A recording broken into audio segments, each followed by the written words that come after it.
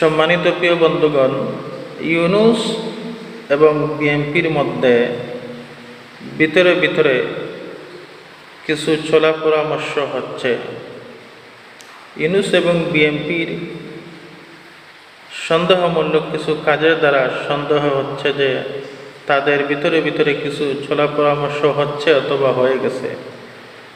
এর কারণ হচ্ছে, দেখেন, বিএনপির নেতারা তারা ভালো করে এখন জানে এবার নির্বাচনের মাধ্যমে তারা যদি ক্ষমতায় না যেতে পারে তাহলে বিএনপির নেতাদের কপালে দুঃখ আছে, অথবা তাদের লাইফ ধ্বংস হয়ে যেতে পারে, তারা বিএনপি দল আর নাও থাকতে পারে। তারা ভিতরে ভিতরে খুবই সজাগ আছে। তাই বিএনপির নেতারা জান প্রাণ দিয়ে চেষ্টা করবে এবার নির্বাচনের মাধ্যমে ক্ষমতায় যাওয়ার জন্যে। তাই আমার প্রিয় বন্ধুগণ, দেখেন, ইউনূস এবং বিএনপির মধ্যে হয়তো কোনো চলা পরামর্শ হয়ে যেতেই পারে। এর কারণ,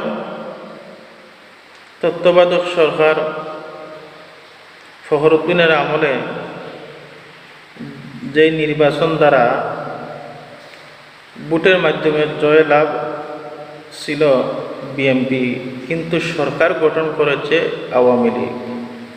এইরকম নিয়ে আবার পরিস্থিতির মধ্যে আমরা আবার পড়তে হয়, আল্লাহ জানে।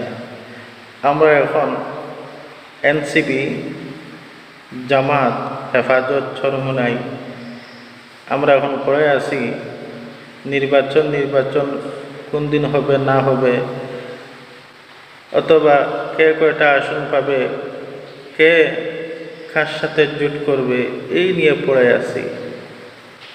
কিন্তু ভিতরে ভিতরে গুল্লাকে মেরে দিবে আল্লাহ জানে। তাই আমার মনে হয় এখন এই সমস্ত জিনিস না ভেবে আমরা সবাই এক হয়ে, এখন আন্দোলনের সময়, এখন এক হওয়ার সময়, এখন আন্দোলনের সময়।